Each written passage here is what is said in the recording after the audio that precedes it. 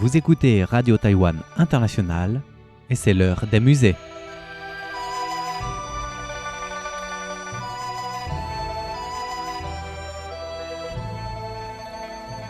Chers amis francophones, bonjour!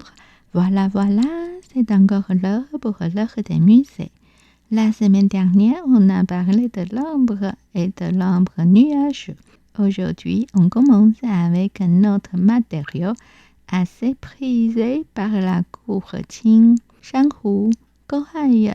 Voici un exemple. Merci de vous référer aux images 1.1 et 1.2. Boîtier de silex en bronze avec incrustation de turquoise et de corail. Le silex est une roche sédimentaire siliceuse d'origine physico-chimique constituée de calcédoine, de quartz et d'un peu d'opale. La percussion d'un silex est aussi l'une des techniques de production de feu.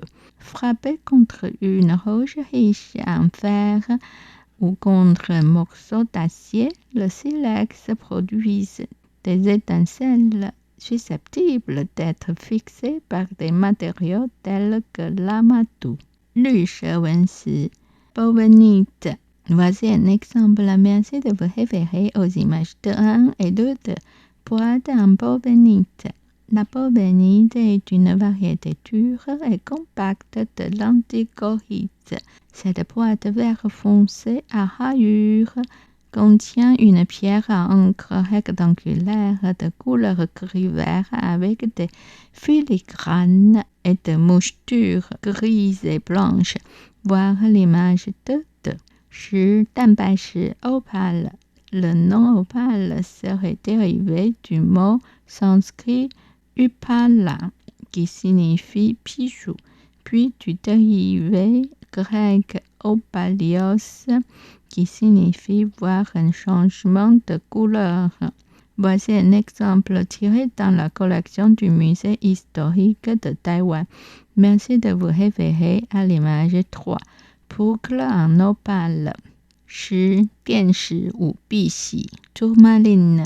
La tourmaline est un minéral commun de roches magmatiques et de métamorphiques ainsi que des veines hydrothermales de haute température. Il s'agit d'un minéral caractéristique des pegmatites. Généralement, elle a 7 nuances de couleur de rose vif à noir. Grâce à sa couleur et sa luminosité, elle est souvent utilisée dans les bijoux ou les ornements. Par exemple, la boucle de ceinture, voir l'image 4. Le bouton, voir l'image 5. De vêtements ou encore le bouton de bouchon, voir l'image 6. La décoration sur l'épingle à cheveux, voir l'image 7. Le pendentif, voir l'image 8. Ou même les seaux, voir l'image 9. Et le vase, voir l'image 10, etc. Image 4. Boucle de ceinture en or incrustée de tourmaline. L'image 5. Bouton en tourmaline et perles. L'image 6. Tabatière en agate avec bandeau naturel. L'image 7. Vase en tourmaline avec anse. L'image 8.1 et 8.2. Pendentif en forme de melon en tourmaline. Ce pendentif sculpté en forme de melon en tourmaline bleue a un petit insecte. S'agit-il d'un pavillon, voir l'image 8 pour le détail, en tourmaline noire. L'image 9.1 et 9.2. Seau en taille camée en tourmaline. Ce seau est en tourmaline rouge et jaune, dont le sommet est sculpté de 3 moutons, voir l'image 9.2. Pour transmettre la signification auspicieuse de 3 moutons pour accueillir le printemps. Les côtés du seau sont sculptés en relief avec des orchidées et des champignons spirituels. Le seau n'est pas marqué.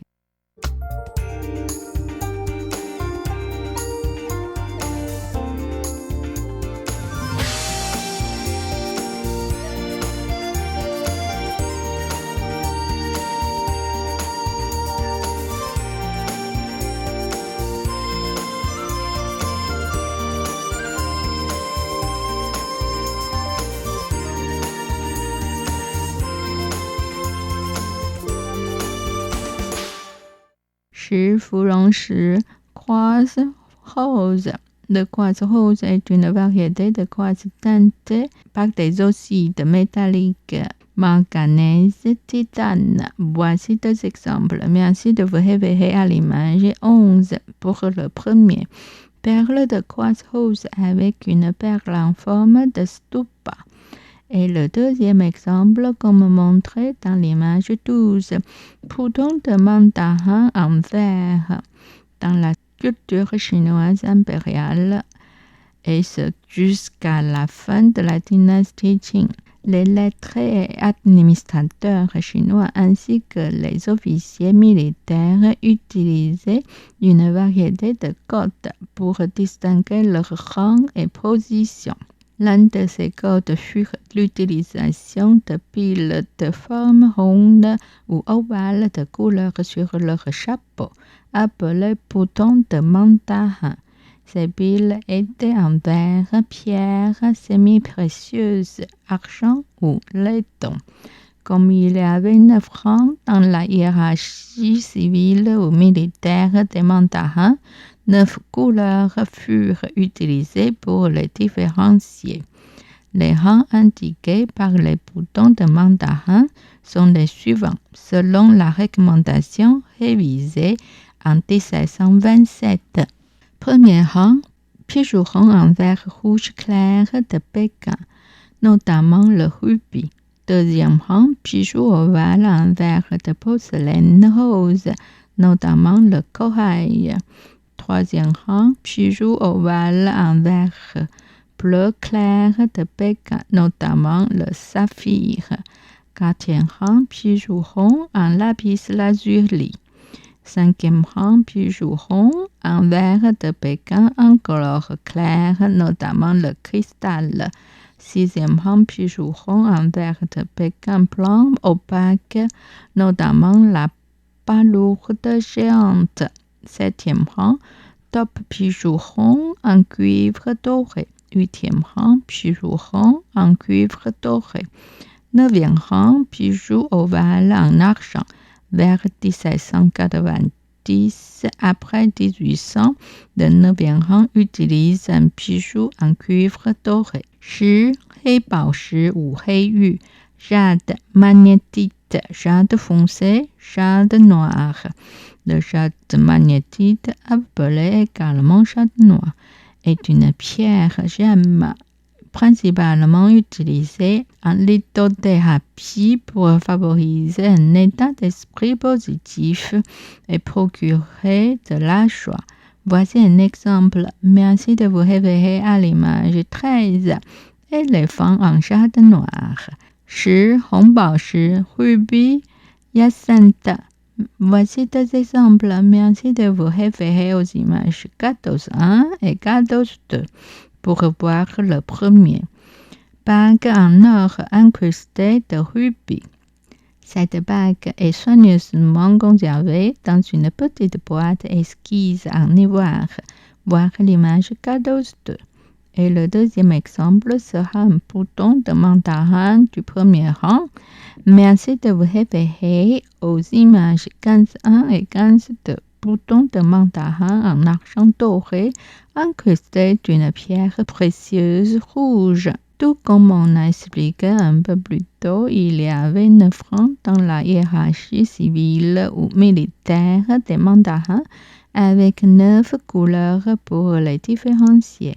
Le rubis vient juste après la perle d'Orient, dont l'utilisation réservée à l'impératrice douairière, à l'empereur et au fils aîné de la famille royale. Dans la hiérarchie des chapeaux de la dynastie Qing, ce bouton de mandarin est composé de 3 parties principales.